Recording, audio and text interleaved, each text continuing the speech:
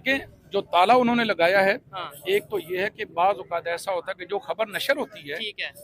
वो ज़ाहिरन कुछ होती है, ठीक है। उसके जो पसे पर्दा, एक्सप्लेन किसी और जो तरीके से। पसे पर्दा चीज होती है वो कुछ और होती है। ठीक है। सबसे पहली बात जो आपको मैं अर्ज कर चुका जी हूँ जरूर। कि दीने इस्लाम हाँ। अपने अंदर एक पूरी ताकत और कुव्वत रखता है। ठीक है।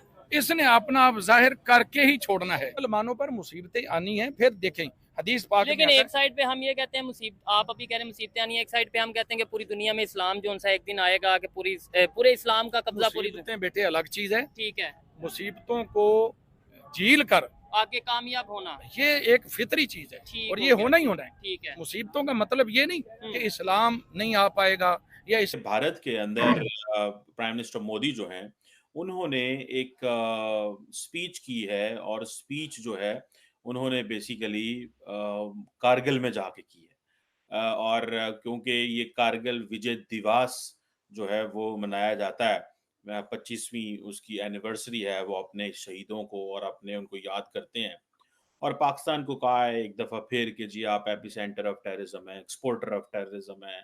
और पाकिस्तान के पासपोर्ट की और पाकिस्तानी को इज्जत नहीं है तो उसका फिर फ़ायदा ही कोई नहीं है। सबसे पहले हमें हमारी जो ईगो हर्ट होती है उसको हमने स्ट्रॉन्ग करना है। सबसे पहले हमने अपने अमाल मीन्स कि अपनी जो पाकिस्तानी जाते हैं इनलीगल एक्टिविटीज़ में मुब्तला मत हों। एक अपना एक स्टेटस बनाएं, अपना एक मुकाम बनाएं, चाहे वो सऊदी अरब हो, चाहे वो यूके हो, चाहे वो कनाडा हो, कि जब वो पाकिस्तानी पासपोर्ट बोलें। अब हमारा पासपोर्ट आखिरी 5वें नंबर पे है जिसमें चाइना पाकिस्तान दोनों ही का नाम है कि अगर दोनों ने कोई भी गड़बड़ करी भारत के साथ तो उनके जो फंड्स हैं वो रोके जा सकें। कैसे देख रहे हैं आप इस बिल को? देखिए, जैसे ही वहां से बिल आया है, आपका जो है ना हार्ट पाकिस्तानियों का वो ऊपर नीचे होना शुरू हो गया। ओ भाई, ये बिल वो नहीं होता जो पेमेंट करनी होती है, ये बिल होता है जो वहां पर उन्होंने पेशकश करी है। आपने तो बिल पढ़ा और आपने मेरे साथ शो करना शुरू कर दिया, अरे यार अमेरिका का बिल आ गया है, अब हम पे कैसे करेंगे? भाई आपको पे नहीं करना है, उन्होंने आपको पेमेंट भी करनी नहीं है, ये है बिल। बिल ये है कि अब अगर आपने कोई भी उल्टी सीधी हरकत करी भारत के साथ, यानी कि अमेरिका को दिखता है कि आपने अपने दुबई का भी वीजा अप्लाई करें तो उसके लिए भी उनको कितने महीने वेट करवा दिया जाता है कि अभी आप होल्ड करें। उसके मुकाबले में बांग्लादेशी हैं, उसके मुकाबले में इंडियंस हैं, उनको फौरन वीजा मिल जाता है।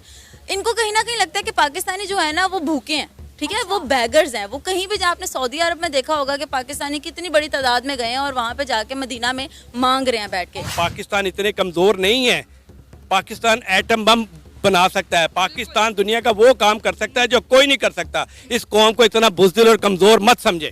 कहा जा रहा है कि उनमें से एक जो पुलिस ऑफिसर है उसको जो है सस्पेंड भी कर दिया गया इस वाक्य के बाद। बेटा सस्पेंड कर देना, जो हमारी ईगो हर्ट हुई है। मैं आपको एक बेटी हो, मेरा इंटरव्यू कर रहे हो, मैं आपको एक गाली दे देता हूँ, उसके बाद मैं आपको सॉरी बोल देता हूँ, तो क्या वो आपका इमेज वापस आ सकता है? लाखों का कर्ज उठा के बाहर जाएंगे, अगर वही आप लाखों अपने मुल्क में लगा के, एक तो आपका मुल्क भी बढ़ेगा, ठीक है, और आपका बिजनेस भी बढ़ेगा।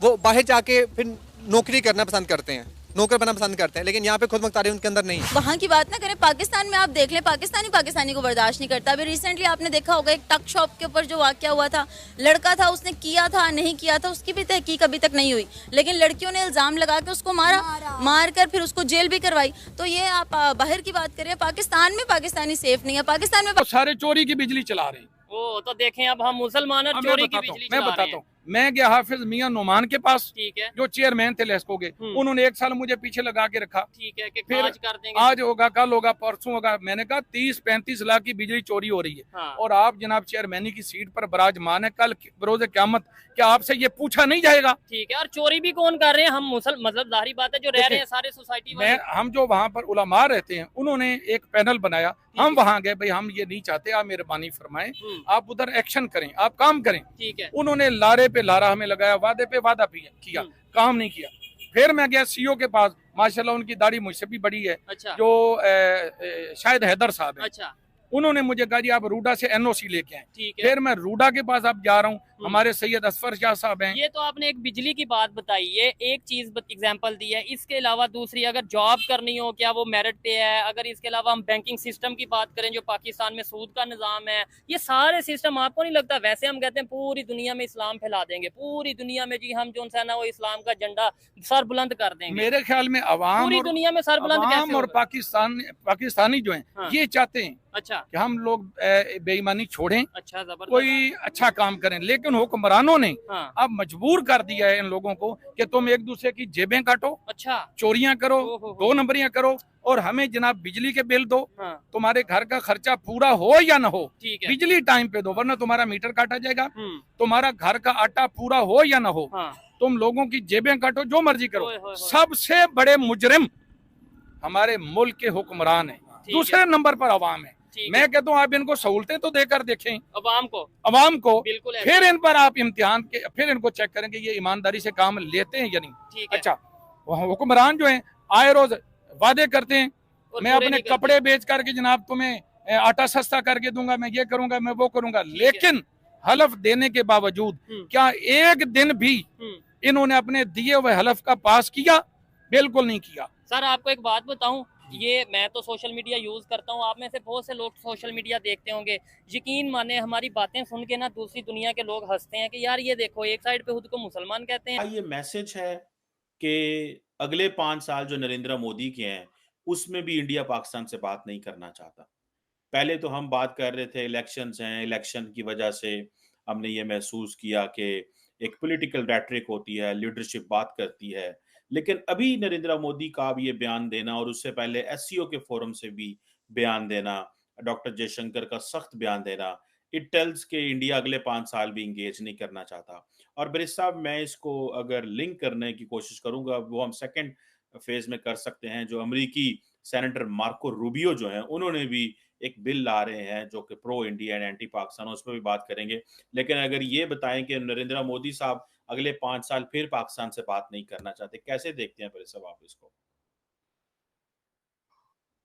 देखें जी, पहली बात यह है कि ये जो इंडिया पाकिस्तान की आपस में पीस प्रोसेस है या बातचीत का सवाल है, इसके साथ बहुत सारी मिथ्स क्रिएट हुई हैं गुज़श्ता 20-30 सालों में।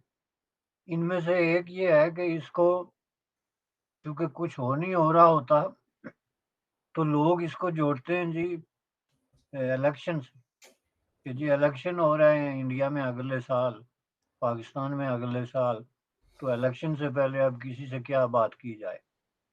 कभी जो है वो ये होता है जी कि इंडिया की तरफ से ये एतराज़ होता है कि पाकिस्तान में किससे बात की जाए।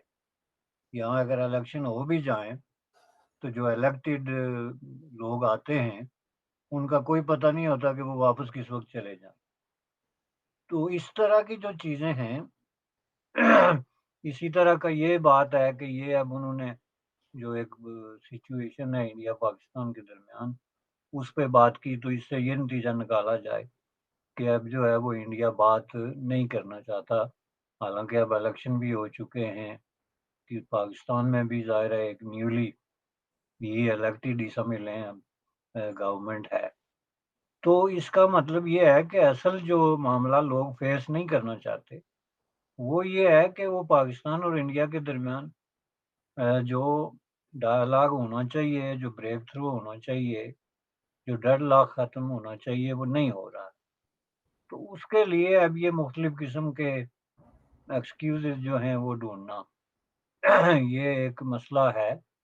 और इसमें अब ये है कि ये कतई ये मैसेज नहीं है कि अगर वो एक सख्त किस्म का पैगाम देते हैं, एक ख़ास मौके पे, चूँकि ज़ाहिर है कि जो कुछ कारगिल में हुआ है, उसको इंडिया ज़ाहिर है पहले दिन से टेररिज़्म ही करार दे रहा है। और उनका मौक़िफ़ ये है कि यहाँ पे दहशतगर्दी हुई थी। तो उस हवाले से वो जो दिन बनाते हैं, उसमें तो उन्होंने यही रिपीट करना है कि ये इस तरह के वाक़यात हुए हैं। लेकिन इसका हरगिज़ मतलब ये नहीं है कि बातचीत आइंदा 5 साल तक नहीं हो सकती। बिल्कुल ऐसी कोई बात नहीं है। बातचीत जो है वो किसी वक़्त भी हो सकती है। लेकिन मेरा ख्याल नहीं है कि ये बातचीत अब इंडिया की वजह से कहीं रुकी हुई है, कि इंडिया बात नहीं करना चाहता। चूँकि इंडिया की जो है, जो मुख्तलिफ बयानात आप अगर देखें गुज़श्ता कई सालों से, तो उनमें एक कंसिस्टेंसी है। जबकि दूसरी तरफ से पाकिस्तान की तरफ से सूरत-ए-हाल जो है, वो थोड़ी-सी डिफरेंट है। वहाँ पे हर 6 महीने बाद, हर 3 महीने बाद एक नया मौक़िफ़ सामने आता है। कभी जो है वो कोई पैराडाइम नया आता है जी कि हमारा दुश्मन इस साइड पे नहीं बल्कि उस साइड पे है। कभी जो है वो कोई और इस तरह की स्टेटमेंट आती है।